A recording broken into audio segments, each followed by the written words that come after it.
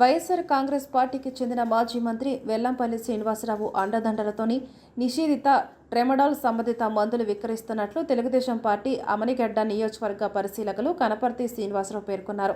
అవనిగడ్డలోని నియోజకవర్గ తెలుగుదేశం పార్టీ కార్యాలయంలో శనివారం సాయంత్రం ఏర్పాటు చేసిన విలేకరుల సమావేశంలో శ్రీనివాసరావు మాట్లాడారు. ఈ కార్యక్రమంలో కోడూరు మండల పార్టీ అధ్యక్షులు బడే శ్రీనివాసరావు, నీటి సంఘం DC vice chairman Bachchu Raghunath, legal cell నాయకులు కర్రా సుధాకర్, నాగయ్యలంక మండల తెలుగు యువత అధ్యక్షులు మేడికొండ విజయ్ తదితరులు పాల్గొన్నారు. నిన్న మన అవనిగడ్డ గ్రామంలో భార్గవ మెడికల్ షాప్ అనే ఒక చిన్న షాపులో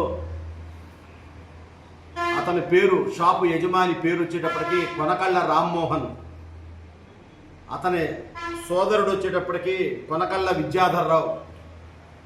ఇతను విజయవాడలోని మాజీ మంత్రి వెల్లంపల్లి శ్రీనివాసరావుకి ఈ సోదరులిద్దరూ అత్యంత సన్నిహితులు. గతంలో కూడా రామ్మోహన్ రావు గారి కోరిక మీద అవనగడ్డలో పలు వ్యాపార సంస్థలు ప్రారంభించడానికి వెల్లంపల్లి శ్రీనివాసరావు వచ్చిన విషయం అందరికీ తెలిసిందే.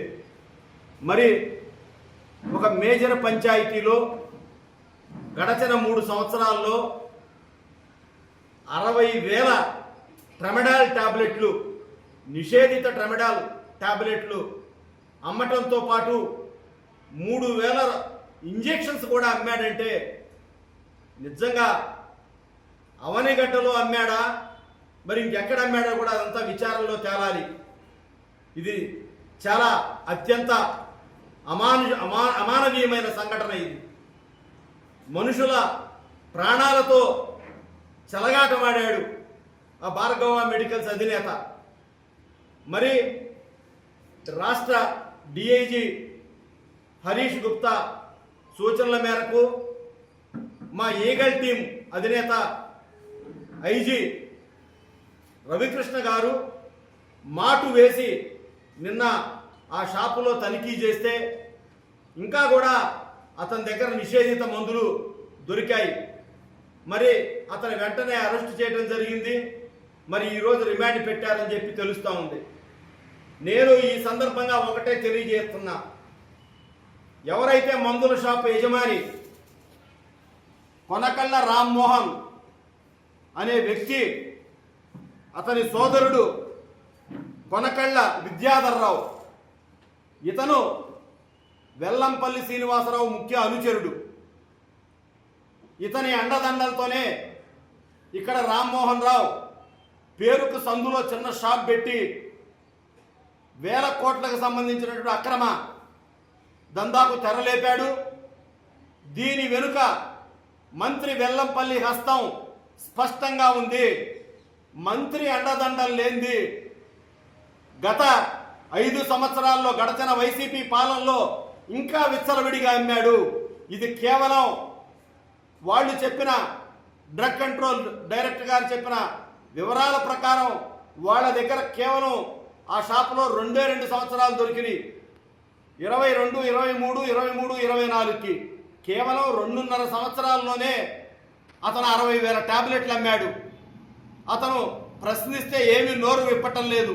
పెద్దల పేర్లు ఎక్కడ చెప్పాల్సి వచ్చిందా అని చెప్పి అతన్ని ఇంట్రాగేషన్ చెయ్యాలి.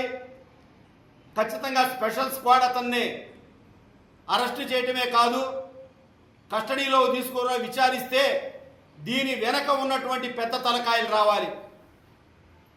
గతంలో జగన్మోహన్ రెడ్డి పాలనలో పిచ్చి మద్యాన్ని సరఫరా చేసి సామాన్యమైనటువంటి అతి సామాన్యమైన కూలీల ఆరోగ్యంతో చెలగాటమైనటువంటి వైకాపా ప్రభుత్వం నేడు మెడికల్ మాఫియా కూడా తెరలేపింది. మరి మనకిప్పటి వరకు కూడా ఒక ఐజీ గారి దృష్టిలో, రాష్ట్ర డీజీపీ గారి దృష్టిలో అవనగడ్డలో ఉన్న మెడికల్ షాప్లో ఇంత పెద్ద ఎత్తున నిషేధిత ట్రెమడాల్ని పట్టుకున్నారంటే మరి వైసీపీ హయాంలో దందా ఏ విధంగా జరిగిందో మనకు అర్థం కావటంలా. అత్యంత బాధాకరమైన విషయం ఏమిటంటే మరి ఇక్కడికి డిఎస్సి కోచింగ్కి పెట్టిన మారు పేరు మన అవనిగడ్డ. మరి వీళ్ళ దగ్గరికి ఈ 50,000 60,000 టాబ్లెట్స్ కానివ్వండి, ఇంజెక్షన్స్ కానివ్వండి, ఎవరెవరు తీసుకున్నారనే దాని మీద ఖచ్చితమైనటువంటి విచారణ జరపాలి. ఈ డిఎస్సికి వచ్చిన పిల్లల్ని ఏమన్నా మాయ మాటలు చెప్పి వీళ్ళు ఏమన్నా వాళ్ళకి అమ్మారా, ఇంజెక్షన్స్ ఎవరికి అమ్మారు, ఇవన్నీ కూడా తేలాల్సిన అవసరం ఉంది. ఎందుకంటే ప్రజల ఆరోగ్యంతో కూడిన విషయం ఇది. ప్రజలకు మత్తు మందుల్లో దించి మీ డబ్బు కోసం మీరు ఈ విధంగా కకృతి పట్టడం చాలా దుర్మార్గమైన విషయం. మరి మీ నాయకుడు జగన్మోహన్ రెడ్డి కూడా గత 5 సంవత్సరాల్లో డిజిటల్ పేమెంట్ లేకుండా డైరెక్ట్గా డబ్బుతో, పిచ్చి మద్యంతో వాళ్ళ ఆరోగ్యాన్ని నాశనం చేశాడు. ఇవాళ చూస్తే ఇక్కడ వెల్లంపల్లి శ్రీనివాసరావు అనుచరులు ఈ విధంగా చేస్తా ఉన్నారు.